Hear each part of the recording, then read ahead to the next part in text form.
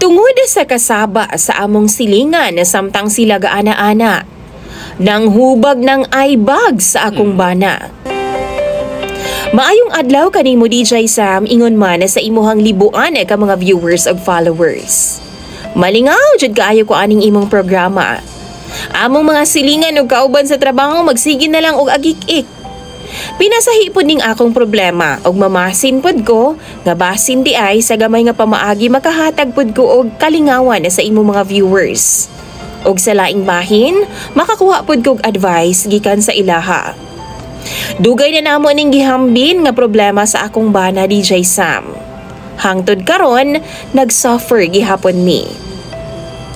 Kining among gipuy-an man god, row house lang ni siya DJ Sam. Nagdikit jud tawon ang bungbong namo. Apan hamugaway gud unta. Mag 7 years na pud mi nga nagpuyo dinhi. Amo adyo ding kaugalingon DJ Sam, ginabayran pa namo ni hangtod karon. Tawgan na lang di ay ko sa pangalang Irene. Samtang akong bana, itago na lang nato sa pangalang Joel. Nagsugod ni dihang giparentahan ang among tupad nga door DJ Sam. Security guard ang nakarenta. Og halos kada gabi magda siya og babay DJ Sam. Saba kaayo sila. Sa pagkabalo nako no minyo naman daw ng tawhana. Abroad daw ang asawa. Apan bisan kinsang babae naman lang ang iyang ginatira. Halos magkadlawon silag paka-paka DJ Sam ug saba gyud kaayo ang mga ungol.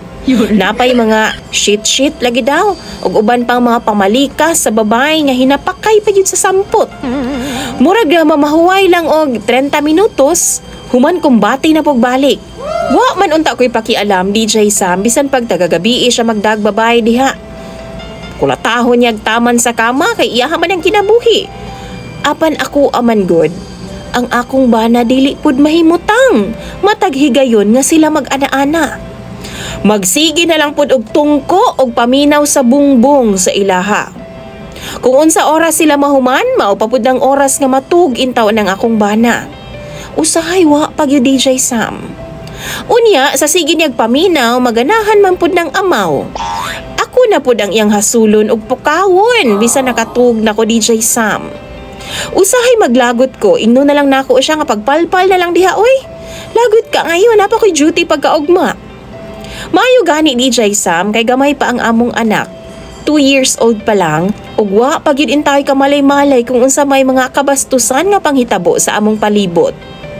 Kana ganing nahinanok na kagtulog pero makamata na lang ka kay dula nay nagpalak-palak kusog kaayo. DJ Sam, ang akong bana ang akong kagulan. Kay alas 8 pa sa buntag ang iyahang duty. Tapos usahay tag alas 4 na sa kadlawon mahuman og bugno ang pikas namong bay. Ug akong bana napulaw og pinaminaw. Dako na kaayog eyebag si Joel DJ Sam. Ako siyang giingnan nga dito na lang una mi mamuyo ilahan ni mama. Aron pod nga makaplastar pod mig tulog. Di pod siya kay samok og layo daw. Paminaw na ako no giganahan sabning panuhak. Gusto na unta na akong istoryahon ang tag-iya sa balay DJ Sam pero basin og makabalo ang security guard nga nagrenta.